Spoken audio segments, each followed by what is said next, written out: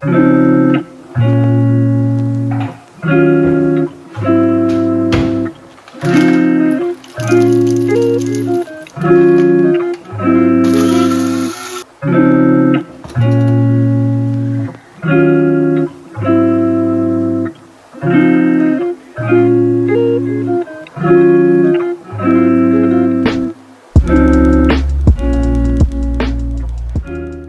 we're going over the home buying process, and we're going to simplify it down to 8 steps. Welcome to our video. My name is Tabick. I'm a real estate agent here in Middle Tennessee. Thank you for watching our video. If you want to see more content like this, it would mean the world to us if you like and subscribe to our channel. If it's your first time buying a home, maybe it's been a while since the last time you moved, this process tends to seem very overwhelming. It might seem like there's a lot of unreachable things about this that make it overcomplicated. And a lot of times from my experience, people end up renting just based on the fact that they don't understand the steps of home buying. So today I just want to break it down. Everybody is still buying homes, and despite what the media says, no matter what the market is, there's always a good opportunity, at least to consider for you and your family when it comes to buying a home. Let's dive right in. Step number 1. Get pre-qualified. What does that even mean? Getting pre-qualified means working with a lender. A lender is going to look at your credit score, your income history, and any of your other lending history and put together basically a budget of a loan that you would be able to qualify for when buying a home. When you get approved with your lender, they're going to give you a pre-qualification or a full approval letter. At the end of the day, this is your money. You are the one that should be thinking over how much money you want to spend on a home. It really is up to you and your family. Take this time, if you haven't already, to think over what is you and your family's budget. Second point, number 2, make a wish list. This is the part where you get to sit down with your family and think through what are the prerequisites, what are the criteria that you need when looking for a place to live. As fun as it is to think about and consider all the different options that there are when thinking about your dream home, you really need to think about your ideal day-to-day lifestyle and what you and your family need. When you're making your list, remember it's about what's most important to you first. No house is going to be perfect. Everywhere is going to have issues. Just remember the things that you cannot sacrifice on. Think of the daily life that you have now, in the home that you have now. Think about the things that maybe the place you're living now holds you back from doing. Maybe it's a little bit too small. Maybe school's not close enough for you. Think about those things and see how they could translate to the new area that you're living in. These are all great things to consider that sometimes go over our head when we're just thinking about all the different options there are with the house itself. Make sure to take time on this step if you haven't already and write it all down. Let's take a break and go get some donuts. Here we go.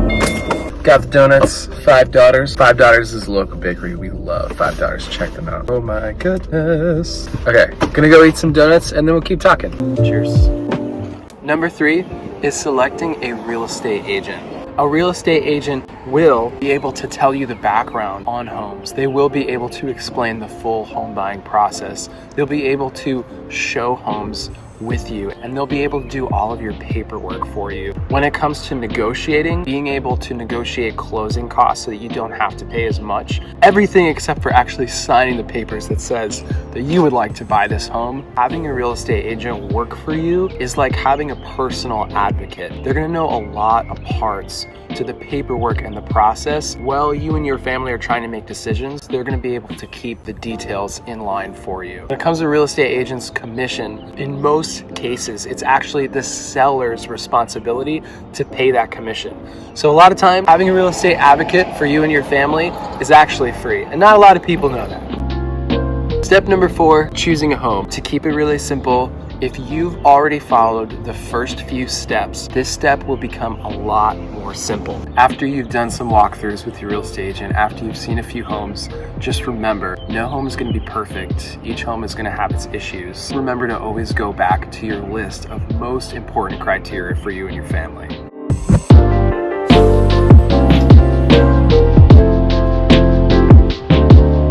We're at the Eastern Flank Battlefield Park. I want to talk about our next 2 points. Point number 5 is writing an offer. One thing that you want to do is actually be able to write a comparative market analysis. That's where your real estate agent comes in. You want to see if the home that you're interested in is actually worth the listed price that the sellers are offering it for. If the home is a little bit overpriced, a CMA or comparative market analysis will tell you by comparing the value of the homes in the neighborhood to the home that you're interested in. This is another moment that's really important to sit down with your real estate agent and talk about what an offer will look like specific to your situation. You want to think about writing an offer that's going to be comfortable with you and your family, as well as something that's attractive to a seller. So make sure that when you write an offer on a home, you also include things like contingent on inspection and appraisal or financing.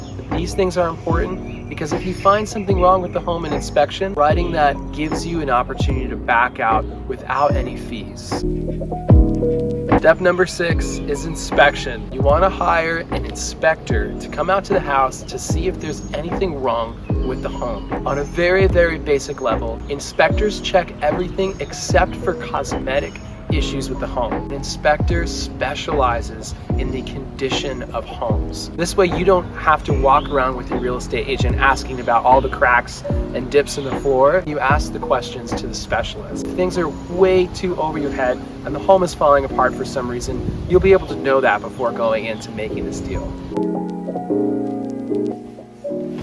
Step number 7 is appraisal. Basically, appraisal is the bank's inspection of the value of the home that you're making an offer on. So if the inspector comes out to the home and finds that the value is different than the value that's being offered, then the bank won't actually write the loan for the home. They will not send the home to closing. So to fix this issue, it's pretty simple. You just want to renegotiate the value of the home if, in fact, the appraisal value comes back to be less than the value that the home is being offered for.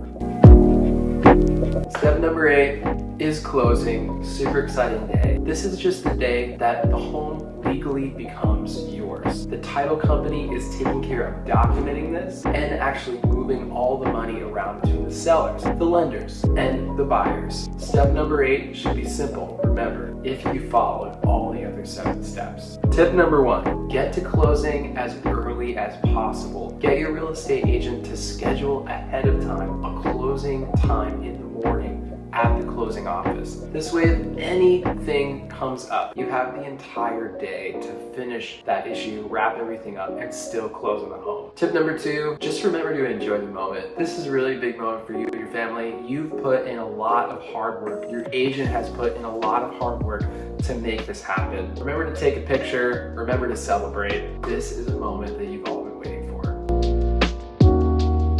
Those are the 8 steps. This is a very simplified version of the home buying process. Remember, every situation is different. Remember, have patience with yourself. It might seem like a lot, but once you get going and follow the 8 steps, things actually kind of snowball one into the other. If you enjoyed this video, be sure to like and subscribe to our channel. It would mean the world to us. It's give us the support that we need to keep making quality content to help you and your family buy or sell your home.